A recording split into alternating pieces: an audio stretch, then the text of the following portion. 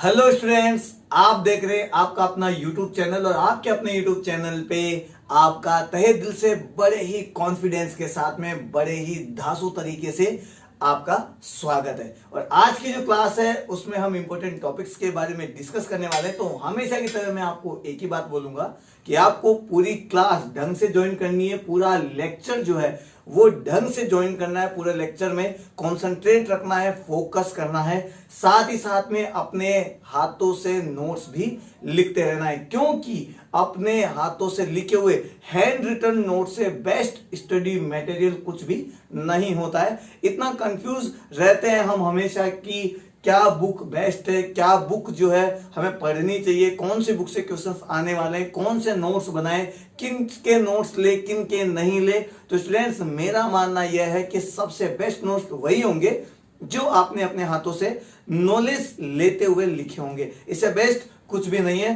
तो इधर उधर ध्यान भटकाना बंद करें और अपने नोट्स भी ढंग से प्रिपेयर करें। तो आज की जो क्लास है इलेक्ट्रोस्टैटिक चैप्टर फर्स्ट है, इलेक्ट्रिक फील्ड भी मिलेगा, कई जो बुक्स उसमें नाम आपको क्लास 6 है, 12th class, NTSC, IIT JEE, NEET और भी सभी बोर्ड्स के सिलेबस के अकॉर्डिंग हमने ये क्लास रखी है आपके लिए। कोई पेड नहीं है, एकदम फ्री है, बस आपको क्लास ज्वाइन करनी है और अकॉर्डिंग टू पूरा सिलेबस, पूरा कंटेंट आपको फ्री मिलने वाला है। ठीक है, तो इतना टेंशन मत लेना कि सर आज ये करेंगे, आज वो करेंगे और बाद में पेड करेंगे, सब कुछ भी नहीं है, टोटली फ्री आपके लिए ये। ठीक है, तो आइए आज का जो टॉपिक होने वाला है वो हमारा इलेक्ट्रिक फील्ड है। तो सबसे पहले मैं आपको इलेक्ट्रिक फील्ड के बारे में और उसकी डेफिनेशन दोनों ही समझा देता हूं। स्टूडेंट्स, मैंने इलेक्ट्रिक फील्ड की डेफिनेशन यहाँ पे बोर्ड पे पहले ही लिख दी है ताकि जो है टाइम वेस्ट ना हो। अदरवाइज मैं अभी बोर्ड पे लिखता तो बहुत सारा टाइम जो है कंज्यूम हो जाता और आप भी बोर हो जाते, तो इसलिए मैंने पहले लिख दिया। मैं इसको समझा देता हूं और इसके अलावा फिर हम अपने तरीके से ट्रिकी वे में समझने वाले, ताकि आपको कभी भी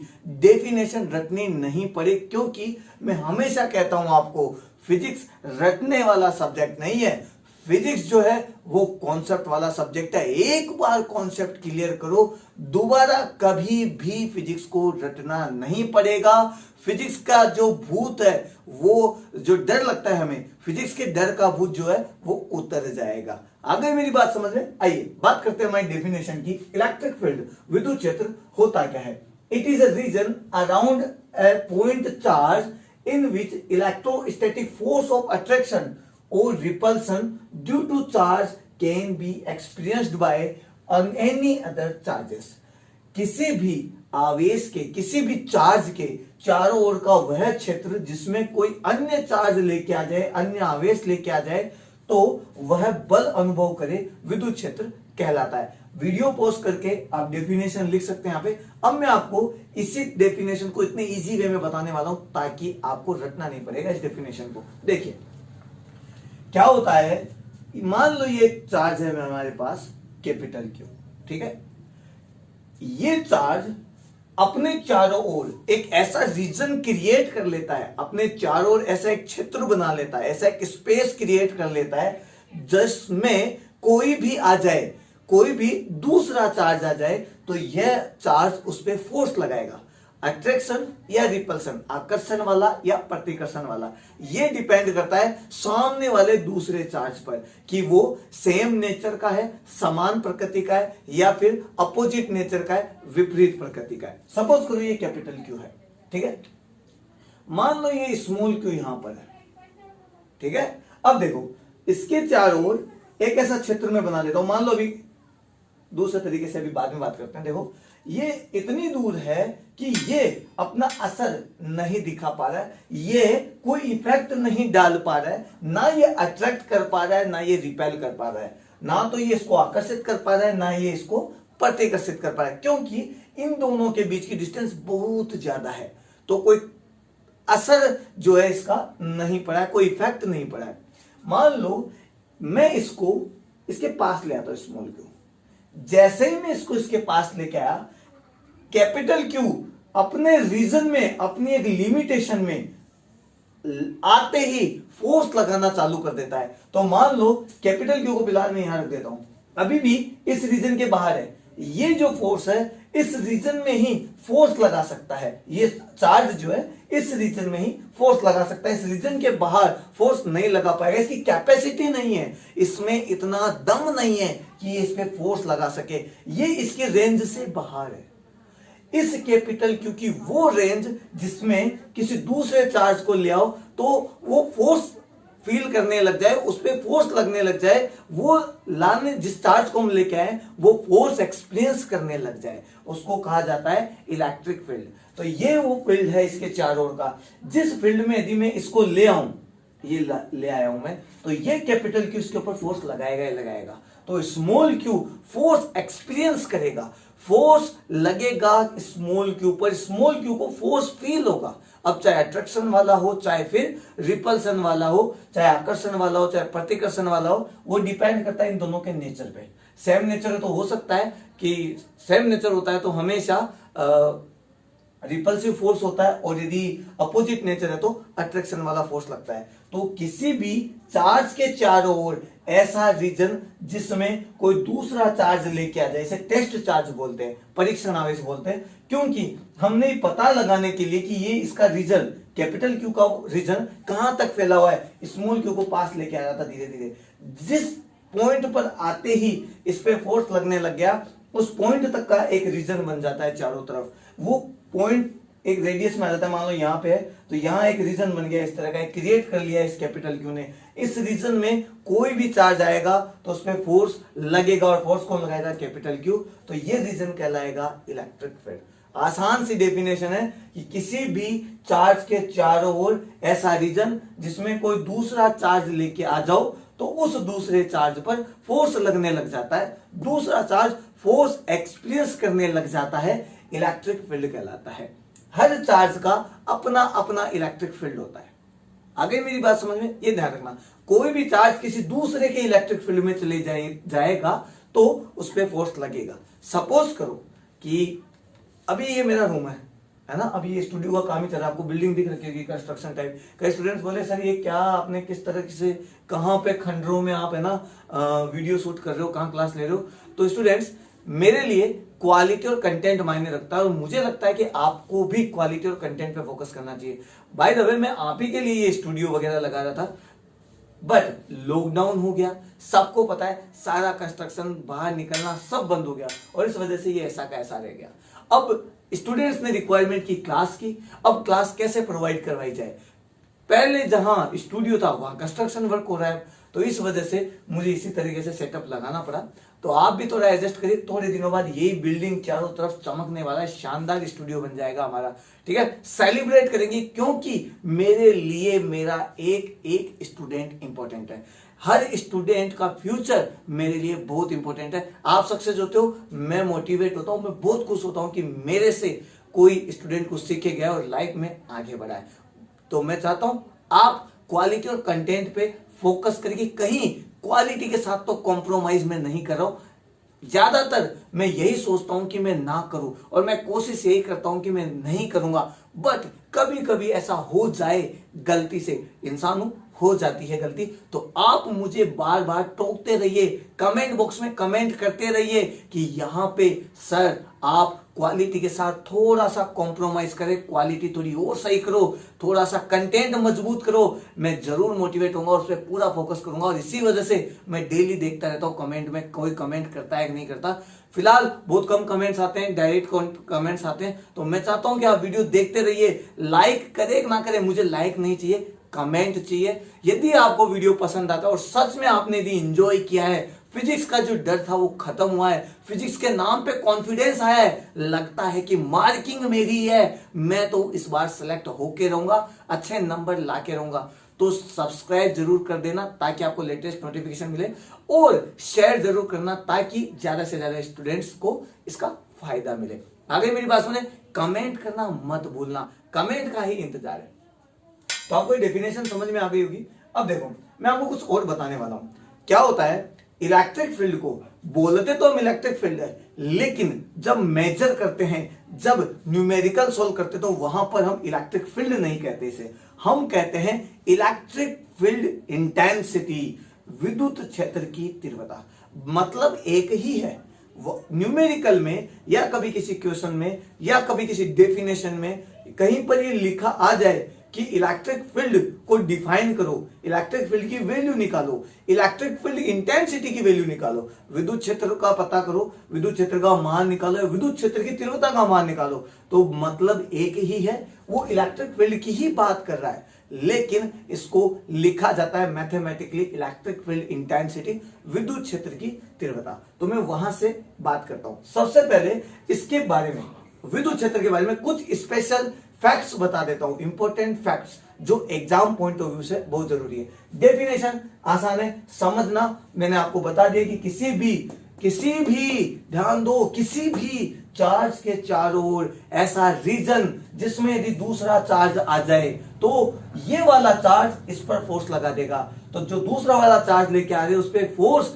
लगेगा, उस रीजन को कहते हैं इलेक्ट्रिक फील्ड। सबके पास होता है, मैग्नेट के पास भी अपना फील्ड होता है जिससे हम मैग्नेटिक फील्ड कहते हैं। मान लो ये चुंबक है, सब जानते हैं मैग्नेट को, और बचपन में बहुत खेला भी होगा इसके साथ में, ठीक है। तो देखो, मान लो ये मेरे पास एक जो मार्कर है, ये आयरन है, लोहा है, ये मेरा जो है मैग्नेट है, चुंबक है। कभी कभी आपने देखा होगा कि थोड़ा दूर रखो तो ये मैग्नेट इस आयरन पर कोई असर नहीं छोड़ती, ना तो ये पास आता है ना ये दूर जाता है। इसका मतलब क्या हुआ, ये मैग्नेट जहां तक अपना फोर्स लगा सकती थी, जहां तक अपना दम लगा सकती थी किसी को अपनी ओर खींचने में या दूर फेंकने में, उस रीजन में ये अभी नहीं आया है। जब मैं इसको और पास लाऊंगा, मान लो इतना पास लाया, फटाक से ये इसके चिपक जाएगा। इसका मतलब क्या हुआ कि इसके फील्ड में ये आ चुका है। जैसे इसके फील्ड में आया, इसने फोर्स लगाना चालू किया, अट्रैक्ट करना चालू किया या रिपल्सन करना चालू किया, जो भी, फिलहाल मैं बोल रहा हूं कि अट्रैक्ट हो गया और ये चिपक गया, तो इसने अट्रैक्ट किया और चिपका लिया। सेम थिंग इसके साथ है। कैपिटल क्यू स्मॉल क्यू यदि बाहर है, कैपिटल क्यू इस पे फोर्स नहीं लगा पा रहा है, क्योंकि स्मॉल क्यू इसके रीजन में नहीं आया, इसकी रेंज में नहीं आया जहां तक कैपिटल क्यू फोर्स लगा सकता था। जैसे स्मॉल क्यू यहां पर आया, ये कैपिटल क्यू ने इसके ऊपर फोर्स लगा दिया। इसका मतलब कैपिटल क्यू अपने चारों तरफ एक रीजन रखता है, एक स्पेस रखता है। इस रीजन स्पेस में कोई भी चार्ज आएगा तो ये उसके ऊपर फोर्स लगा देगा। वो रीजन, वो चार्ज के चारों ओर का एरिया, रीजन, स्पेस कहलाता है इलेक्ट्रिक फील्ड। ठीक है, इलेक्ट्रिक फील्ड को किससे मेजर करते हैं? इलेक्ट्रिक फील्ड इंटेंसिटी से। विद्युत क्षेत्र को विद्युत क्षेत्र की तीव्रता से लिखा जाता है, या सॉल्व करते समय इसके बारे में बात की जाती है। ठीक है, स्पेशल जो आपके फैक्ट्स है वो बात कर लेता हूं मैं आपको। इंपॉर्टेंट फैक्ट्स, एग्जाम में इसके बारे में ही बात की जाएगी डेफिनेशन के अलावा। सबसे पहले ये वेक्टर क्वांटिटी है, वेक्टर क्वांटिटी। वेक्टर क्वांटिटी का मतलब है सदिश राशि, और सदिश राशि का मतलब है वेक्टर क्वांटिटी। ध्यान करो, फोकस करो, वो क्वांटिटी जिसका डायरेक्शन होता है। मैग्नीट्यूड के साथ साथ डायरेक्शन भी बताना जरूरी है, परिमाण के साथ साथ जिसकी दिशा का ज्ञान भी होता है, दिशा भी बताई जाती है, उसको बोला जाता है वेक्टर क्वांटिटी। मैं डेफिनेशन नहीं बता रहा हूं, अपने ओन वर्ड्स में, अपने शब्दों में बस रिवाइज करवा रहा हूं बच्चों को कि 11th का कुछ छूट गया है। यदि आपने मजे मजे में छोड़ दिया, जैसे मैंने भी छोड़ा था, बहुत मजे किए थे, बहुत चिल मारी थी, तो यदि आपने भी छोड़ दिया तो डोंट वरी, टेंशन ना लो, टेंशन को ऐसे करो और फेंक दो, बस मेरे पास दे दो, मैं रहूंगा साथ और सॉल्व कराऊंगा। लेकिन मिलके हम दोनों को चलना है। हमारा एम है कि आपकी मार्किंग बेस्ट आए और ये जो सब्जेक्ट है उस पे आपके डाउट्स क्लियर हो, पकड़ मजबूत हो, इतनी धांसू हो कि जो भी सवाल मिले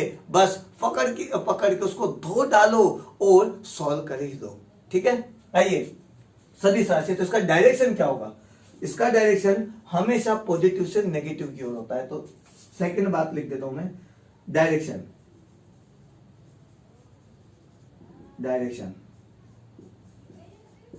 पॉजिटिव टू नेगेटिव, प्लस से माइनस की तरफ इसका डायरेक्शन होता है, ये बात ध्यान रखना।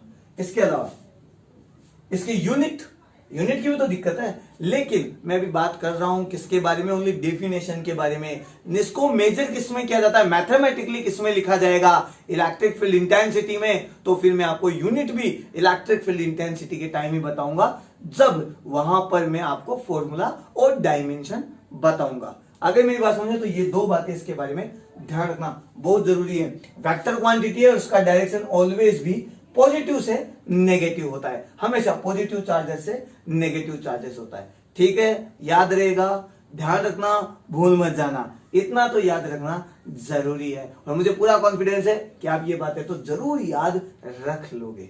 ठीक है, अब बात करते हैं इलेक्ट्रिक फील्ड इंटेंसिटी, विद्युत क्षेत्र की तीव्रता। क्योंकि इसको लिख तो दिया बट जब न्यूमेरिकल सॉल्व करेंगे तो वहां पर तो हमें इलेक्ट्रिक फील्ड इंटेंसिटी मिलेगा, तो फिर फॉर्मूला कौन सा डिराइव करना है या कौन सा लगाना है वो सब भी तो हमें पता होना चाहिए। तो देखिए मैं रफ कर देता हूं, वीडियो पॉज करके आप डेफिनेशन जो है नोट कर सकते हैं।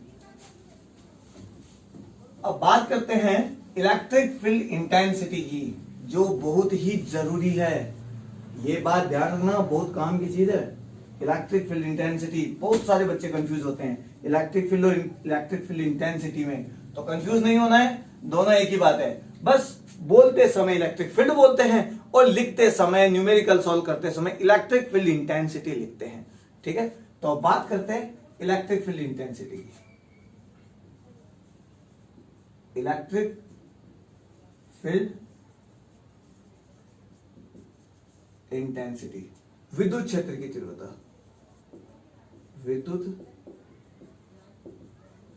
क्षेत्र की तीव्रता। देखो आपको एक बात बता देता हूं मैं, थोड़ा सा ध्यान देना, क्योंकि मैं यहां से आपको डेफिनेशन बनाना भी सिखाने वाला हूं। आज के बाद आपको डेफिनेशन रटनी नहीं पड़ेगी, फॉर्मूला याद है तो आप डेफिनेशन पक्का लिख के आ सकते हो, क्योंकि बहुत सारे एग्जाम में जरूरत पड़ती है इसकी, डेफिनेशन रट के जाना पड़ता है। डेफिनेशन रटनी नहीं है, फॉर्मूला याद है, डेफिनेशन आप बनाना सीख जाओगे, मैं गारंटी के साथ कहता हूं। लेकिन उससे पहले आपको ये सीखना पड़ेगा जो मैं सिखा रहा हूं, तो इस ट्रिक को सीखने के लिए थोड़ा सा फोकस करिए। देखो electric field intensity, electric field और इलेक्ट्रिक फील्ड इंटेंसिटी एक ही बात होती है, ये हमको पता है। तो इलेक्ट्रिक फील्ड इंटेंसिटी को लिखा जाता है ई से। ठीक है, इलेक्ट्रिक फील्ड इंटेंसिटी को इससे लिखा जाता है। अब बात करते हैं इसकी डेफिनेशन की। तो स्टूडेंट्स देखिए, एक डेफिनेशन तो मैंने यहां पे लिख दी है, जो नॉर्मली बच्चे जो है याद करने की कोशिश करते हैं, मतलब रटना जिसको बोल सकते हैं, उस तरीके से कोशिश करते हैं। आसान है, बहुत आसान है। ठीक है, लेकिन मैं इसको समझाऊंगा आपको, तो आपको डेफिनेशन बनानी खुद आ जाएगी और फिर इसके बाद बाय फॉर्मूला भी मैं आपको एक डेफिनेशन बताने वाला हूं। तो देखिए, इलेक्ट्रिक फील्ड इंटेंसिटी, विद्युत क्षेत्र की तीव्रता को ई से डिनोट करते हैं। अब देखो बात करते हैं कैपिटल क्यू की और ये स्मॉल क्यू की। ठीक है, तो देखो ये कैपिटल क्यू है, ये एक दादा है, मान लो ये हमारे घर के पापा है। ठीक है, हमारे घर के डॉन, क्योंकि सबको पापा से डर लगता है। ठीक है, ये स्मॉल क्यू, ये बेचारा हमारी तरह बच्चा है, नादान, बाहर घूमने वाला, दोस्तों के साथ मजे लेने वाला, लड़कियों के पीछे भागने वाला।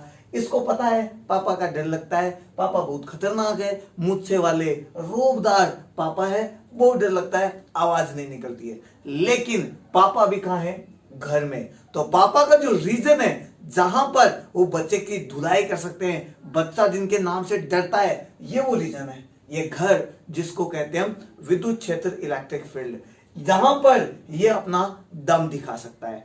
ठीक है, अब देखिए बच्चा भी बाहर है।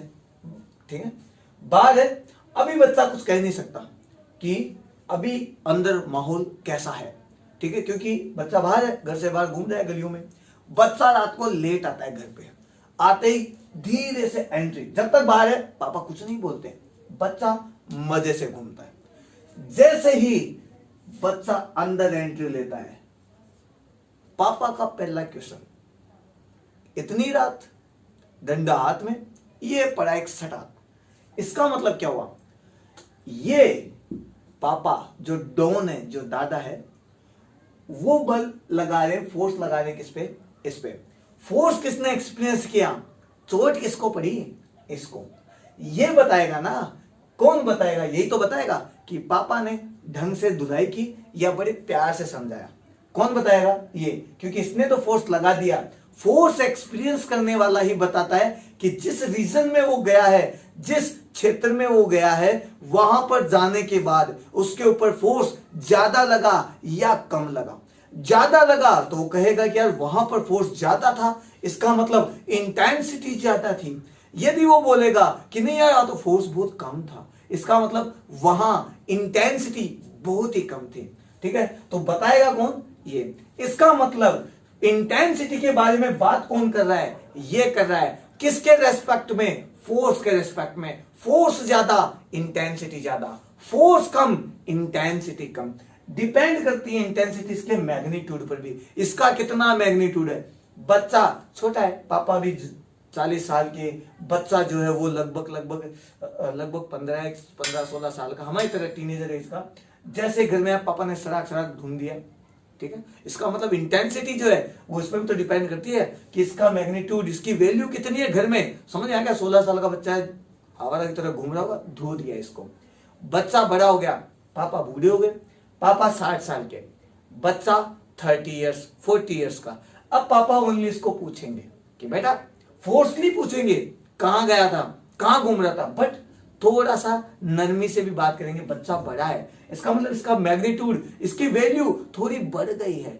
तो इंटेंसिटी डिपेंड करती है इसके मैग्नीट्यूड पे, और बताएगा फोर्स एक्सपीरियंस के बारे में भी यही। तो इंटेंसिटी ई हमेशा रेशियो होती है, अनुपात होती है, force experienced by test charge, जो टेस्ट चार्ज बल अनुभव करता है उसके, और टेस्ट चार्ज के मैग्नीट्यूड के, टेस्ट चार्ज के परिमाण के। तो इसकी वैल्यू कितनी है?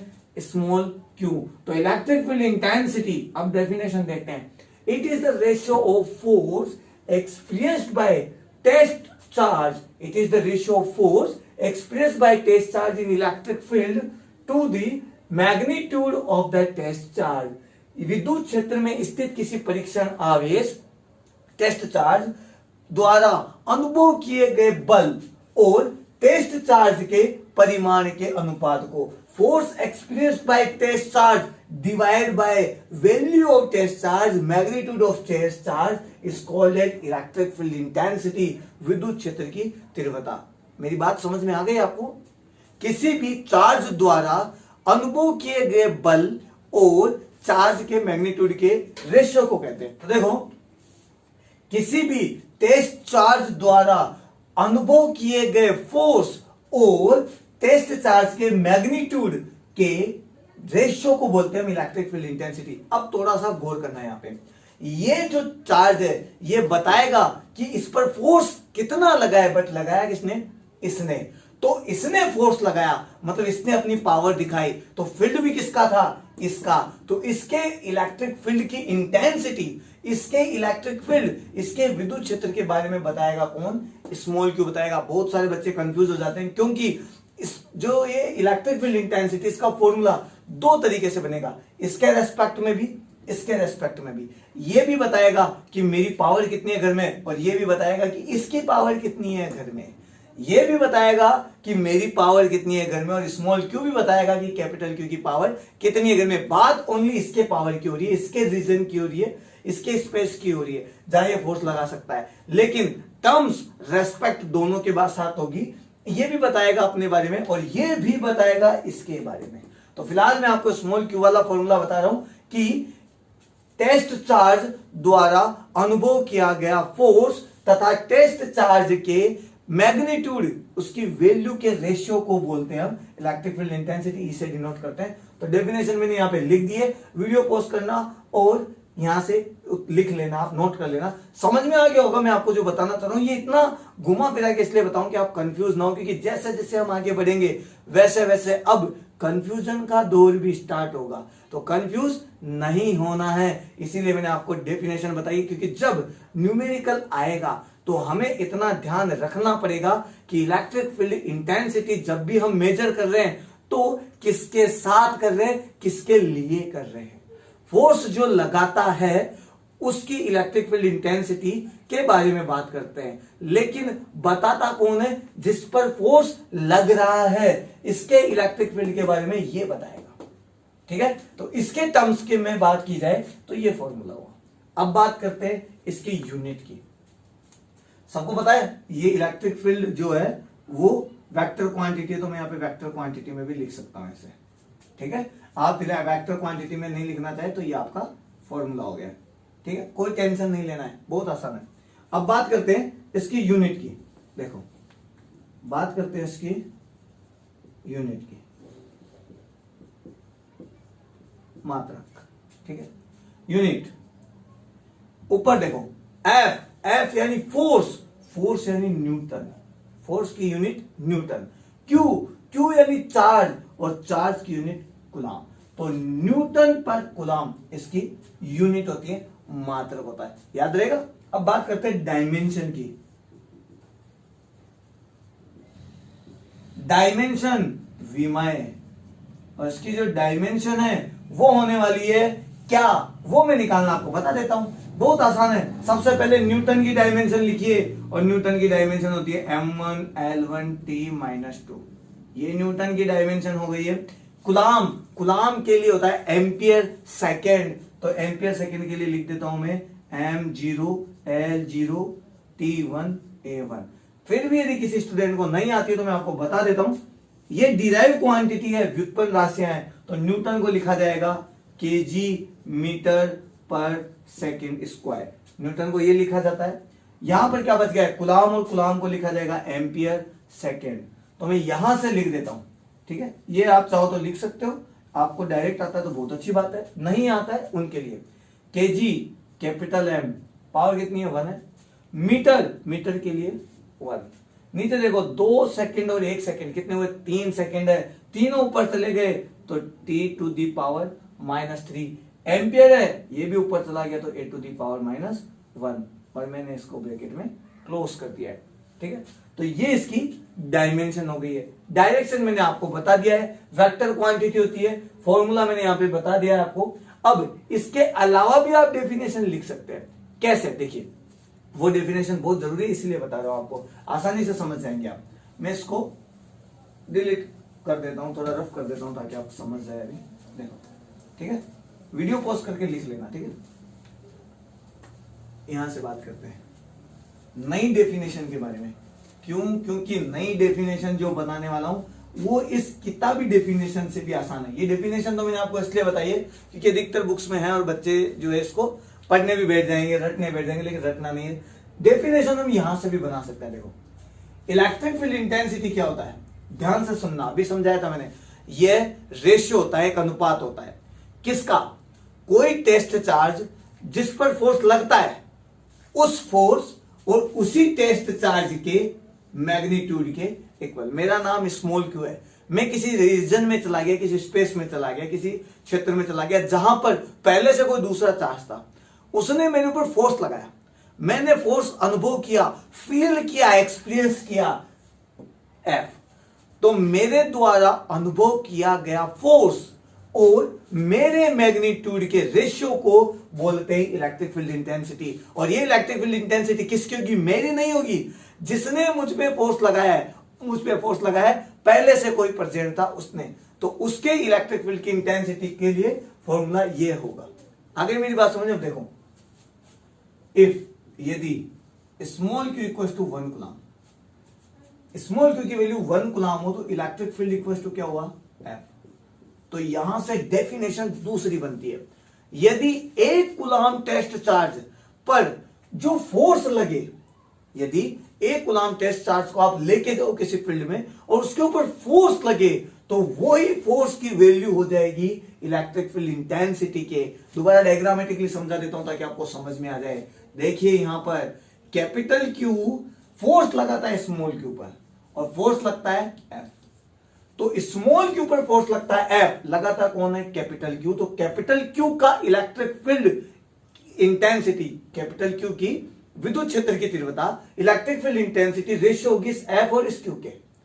लेकिन यदि मैं ऐसे कह दूं कि इस क्यू का नाम 1 कूलम है, तो मैं कह सकता हूं कि रेशियो तो वैसा का वैसा ही हुआ, ठीक है, लेकिन अब डेफिनेशन इजी हो जाएगी कि इस कैपिटल क्यू की इलेक्ट्रिक फील्ड इंटेंसिटी उस फोर्स के इक्वल होगी जो इसने फोर्स लगाया इस 1 कूलम पे। ध्यान से सुनना, इस कैपिटल क्यू की इलेक्ट्रिक फील्ड इंटेंसिटी, इस कैपिटल क्यू का विद्युत क्षेत्र की तीव्रता, इलेक्ट्रिक फील्ड इंटेंसिटी, सब नाम ले लिए मैंने। इस कैपिटल क्यू की इलेक्ट्रिक फील्ड इंटेंसिटी की वैल्यू इस एफ के इक्वल होगी, और ये एफ वो होगा जो इस कैपिटल क्यू ने लगाया है किसके ऊपर, 1 कूलम के ऊपर। तो कैपिटल क्यू 1 कूलम के ऊपर जितना फोर्स लगाता है वही वैल्यू इस कैपिटल क्यू की इलेक्ट्रिक फील्ड इंटेंसिटी कहलाएगी। समझ गए? तो मैं यहां पे डेफिनेशन लिख देता हूं बहुत आसान सी। The electric field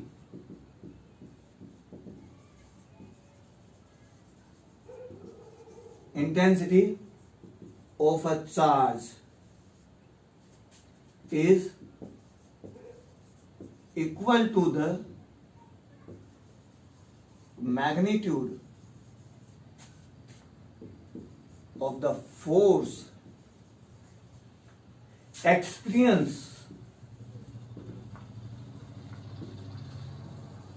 is equal to the magnitude of the force experienced by the 1 coulomb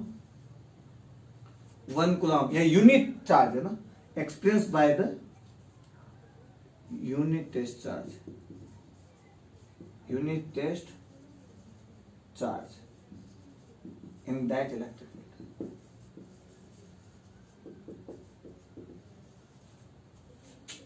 ठीक है, एक बार मैं हिंदी में भी लिख देता हूं ताकि हिंदी मीडियम वाले बच्चों को प्रॉब्लम ना आए। किसी विद्युत क्षेत्र की तीव्रता उस विद्युत क्षेत्र में एकांक धन परीक्षण आवेश द्वारा अनुभव किए गए बल के परिमाण के बराबर होगी।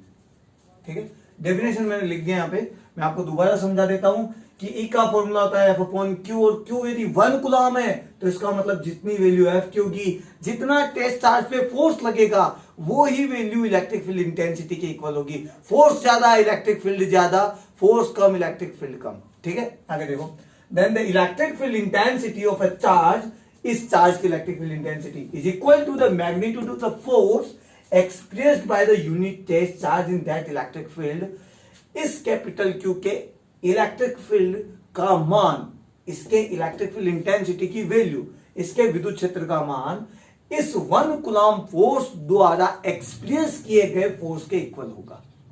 ठीक है, किसी विद्युत क्षेत्र की तीव्रता उस विद्युत क्षेत्र में एकांक धन परीक्षण आवेश, थोड़ा राइटिंग जल्दी जल्दी लिखते हुए ऐसे हो जाती है तो थोड़ा सा कॉम्प्रोमाइज करना। ठीक है, धन परीक्षण आवेश द्वारा अनुभव किए गए बल के परिमाण के बराबर होगी। किसी भी विद्युत क्षेत्र में स्थित किसी भी विद्युत क्षेत्र की तीव्रता उस विद्युत क्षेत्र में स्थित एकांक धन परीक्षण आवेश 1 कूलम द्वारा अनुभव किए गए बल के बराबर होगी। जितना 1 कूलम अपने ऊपर फोर्स फील करेगा उतना ही उस इलेक्ट्रिक फील्ड इंटेंसिटी होगी, उतनी ही इलेक्ट्रिक फील्ड का मान होगा। ठीक है, ये मैंने आपको यहाँ पे बाय डेफिनेशन बनाना भी समझा दिया और इसके बारे में करेक्टली लिखना भी बता दिया। ठीक है, अब देखिए यहां से आपको और क्या निकल सकता है। ये जो बात हो रही है फॉर्मूले की, ये हो रही है इस टेस्ट चार्ज के रेस्पेक्ट में, परीक्षण आवेश के रेस्पेक्ट में।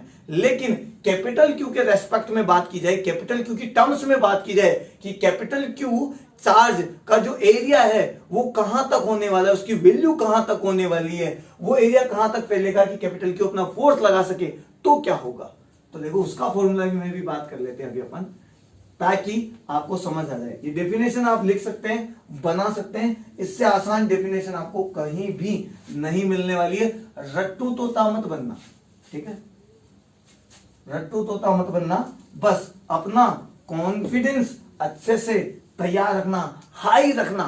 ठीक है, ओवर कॉन्फिडेंस नहीं, कॉन्फिडेंस हाई रखना कि हमें हमेशा कॉन्सेप्ट क्लियर होने के बाद फिजिक्स इतनी आसान लगे, इतना धांसू समझ में आए कि हम बड़े से बड़े न्यूमेरिकल को, बड़ी से बड़ी प्रॉब्लम्स को चुटकियों में सॉल्व कर दें। ठीक है, अब देखिए यहीं से कॉन्सेप्ट निकलता है कि कैपिटल क्यू जो है उसके फील्ड में स्मॉल क्यू आ गया बेचारा। स्मॉल क्यू आते ही मारा गया, क्योंकि कैपिटल क्यू ने उस पर धमकियां चालू कर दी, उस पर अपना फोर्स लगाना चालू कर दिया। कैपिटल क्यू डर गया कि यार ये तो मेरे ऊपर फोर्स लगा रहा है, मैं तो बेचारा ऐसे ही मारा जाऊंगा। फोर्स लगता गया, कैपिटल क्यू बोलता गया कि मेरे ऊपर बहुत सारा फोर्स लग रहा है, तो जिस फील्ड में मैं हूं, जिस रीजन में मैं हूं, उसकी इंटेंसिटी बहुत ज्यादा है। यदि फोर्स कम लग रहा है तो वो खुश होकर बोलेगा कि यार इसकी तो इंटेंसिटी कम है, लेकिन जो भी बोलेगा डिपेंड करेगा फोर्स पर। आ गई मेरी बात समझ में? लेकिन कैपिटल क्यू भी तो बोलेगा। मूवीज में नहीं देखा आपने, एक घर में, एक गुंडे के घर में हीरो एंट्री लेता है, गुंडा अपना रोब दिखाता है कि नहीं मैं तुझे काट कर खा जाऊंगा, ये कर दूंगा, वो कर दूंगा। हीरो बोलता है नहीं मैं ऐसे कर दूंगा, मैं वैसे कर दूंगा। अब दोनों में से बात किसकी सही? अब देखा जाए तो यदि हीरो पिट गया मूवी में विलन से, तो फिर हीरो को बाहर फेंक दिया जाता है। तो इसका मतलब उस घर में पावर ज्यादा थी, उस घर में इंटेंसिटी ज्यादा थी, उस घर में दम ज्यादा था किसका? विलन का। ये कैपिटल क्यू। लेकिन उसी घर में, उसी एरिया में, विलन के घर में, विलन के एरिया में हीरो जाता है, विलन को ठोकता है, पीटता हुआ विलन को ठोक दिया उसने, तो इसका मतलब विलन की इंटेंसिटी कम थी, तभी तो डिसाइड करेंगे। लेकिन क्या हम उस समय डिसाइड कर सकते हैं जब हीरो बोले कि नहीं तू कुछ नहीं बिगाड़ सकता, और विलन बोले नहीं मैं बहुत कुछ बिगाड़ सकता हूं? अब वहां नहीं समझ में आएगा इंटेंसिटी किसकी ज्यादा है, हीरो की बात सही है या फिर विलन की बात सही है। तो यहां भी यही सिस्टम है, कैपिटल क्यू बताएगा, इस पर फोर्स लगेगा उस हिसाब से, सॉरी स्मॉल क्यू बताएगा, इस पर फोर्स लगेगा उस हिसाब से कि कैपिटल क्यू का इलेक्ट्रिक फील्ड इस पॉइंट पर ज्यादा है या कम है। इस पर ज्यादा फोर्स लगा तो कैपिटल क्यू का पकड़ ज्यादा है इस पॉइंट पे, इस पे ज्यादा फोर्स अप्लाई हो रहा है, इसका मतलब इस पॉइंट पे इलेक्ट्रिक फील्ड ज्यादा है। अदरवाइज के स्मॉल क्यू पर कम फोर्स लग रहा है तो इसका मतलब क्योंकि जो इलेक्ट्रिक फील्ड इंटेंसिटी वो कम है। लेकिन यदि कैपिटल क्यू की टर्म्स में बात की जाए कि कैपिटल क्यू बोले कि इस पॉइंट पे मेरी इंटेंसिटी इतनी है, तो कैसे निकालेंगे? इसके लिए तो पता लग गया। कैपिटल क्यू के लिए कैसे पता लगेगा कि कैपिटल क्यू ये बोले कि इस पॉइंट पे इतनी डिस्टेंस पे, कितनी डिस्टेंस पे, मैं इसको ले लेता हूं आर डिस्टेंस पे, कि आर डिस्टेंस में मेरी इतनी इंटेंसिटी है, इतनी चलती है मेरी, मैं इतना फोर्स लगा सकता हूं इसके ऊपर। कैसे पता लगे? उसके लिए भी तो हमें फॉर्मूला चाहिए। तो देखो, इलेक्ट्रिक फील्ड इंटेंसिटी ई, विद्युत क्षेत्र की तीव्रता होती है एफ अपॉन स्मॉल क्यू, इस पर लगने वाला फोर्स और इसकी वैल्यू के अनुपात को, रेशियो को बोलते हैं इलेक्ट्रिक फील्ड इंटेंसिटी। इस पर फोर्स किसने लगाया? इसने लगाया, इस कैपिटल क्यू ने फोर्स लगाया, क्योंकि स्मॉल क्यू कैपिटल क्यू के एरिया में आ गया। तो यदि फोर्स लगाया तो दोनों के बीच में जो फोर्स लगा उसका फॉर्मूला क्या होगा? और कूलॉम्स लॉ के हिसाब से फॉर्मूला होता है Q1 Q2, Q1 Q2 4 pi epsilon not R square. इसने इस पे फोर्स लगाया तो फोर्स की value Q 4 pi epsilon not R square. नीचे कौन है? स्मॉल q टेस्ट चार्ज, तो मैं टेस्ट चार्ज को Q से डिनोट कर देता हूं। इस Q से ये Q कैंसिल हो गया है, तो इलेक्ट्रिक फील्ड की वैल्यू क्या हुई? Capital Q 4 pi epsilon not R square. ये इलेक्ट्रिक फील्ड का एक और फॉर्मूला आ गया है बाहर। एक फॉर्मूला ये रहा, एक फॉर्मूला ये रहा। दोनों फॉर्मूले में बात केवल एक ही चीज की हो रही है, कैपिटल Q के इलेक्ट्रिक फील्ड की। लेकिन इस फॉर्मूले में इसके बारे में, इलेक्ट्रिक फील्ड के बारे में बता ये रहा है, और इस फॉर्मूले में ये खुद बता रहा है कि आर डिस्टेंस पे मेरा इलेक्ट्रिक फील्ड इतना रहने वाला है। अब एग्जाम में इसका ग्राफ भी आता है, तो ग्राफ देखो, सबसे पहले बात करते हैं इलेक्ट्रिक फील्ड और डिस्टेंस के बीच की graph. Exam point of view से इंपॉर्टेंट है। ग्राफ का सीधा तरीका है, जिन दो क्वांटिटीज के बीच में ग्राफ चाहिए उनको रखो, बाकी को सब वन अज्यूम कर लो। तो ये आर यहां पर है, ये ई यहां पर है, और इक्वल टू को बदल दो किसमें? डायरेक्टली प्रोपोर्शनल वाले साइन में। तो 1 अपॉन आर स्क्वायर, ये लीजिए 1 upon R square. E is inversely proportional to R square, और इनवर्सली प्रोपोर्शनल का ग्राफ जाएगा ऐसे। तो E inversely proportional to 1 by R square. यदि कोई क्वांटिटी के डायरेक्टली प्रोपोर्शनल होता, जैसे ई और क्यू डायरेक्टली प्रोपोर्शनल कह सकते हैं हम, तो इसका रेशियो स्ट्रेट लाइन होता है, E is directly proportional to Q।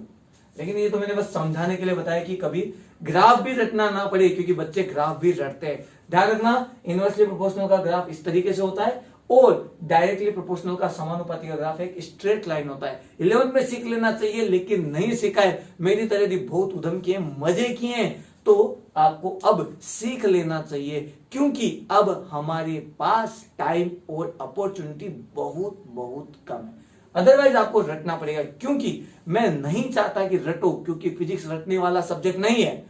कुछ न्यूमेरिकल्स में तो ग्राफ ही आ जाते हैं, फिर तो हमें पता होना चाहिए कि ग्राफ के क्वेश्चंस कैसे सॉल्व होते हैं। तो इसलिए मैंने आपको पहले ग्राफ बनाना बताया ताकि आपको ये पता लगे कि ये दोनों डायरेक्टली प्रोपोर्शनल है या इनवर्सली प्रोपोर्शनल है। बाकी कैसे न्यूमेरिकल सॉल्व करते हैं ये मैं आपको नेक्स्ट क्लास में न्यूमेरिकल कराने वाला हूं, बड़े दाजू super questions with super concept. तो उन क्वेश्चंस को जब हम डिस्कस करेंगे तो मैं आपको अलग अलग वैरायटी के क्वेश्चंस के अलग अलग कॉन्सेप्ट बताने वाला हूं, जहां आप खुद समझ जाएंगे कि किस टाइप के क्वेश्चंस को कैसे सॉल्व किया जाता है। ओनली क्वेश्चन पढ़ के समझेंगे कि क्या होने वाला है और क्या हमें करना है। ठीक है, तो स्टूडेंट्स ये इलेक्ट्रिक फील्ड के फॉर्मूलाज आ गए पूरे। अब इसके बाद इलेक्ट्रिक फील्ड लाइंस मैं आज पढ़ाने वाला था, लेकिन थोड़ा सा कुछ पर्सनल रीजंस है, तो आज की क्लास इतनी रखने वाला हूं मैं।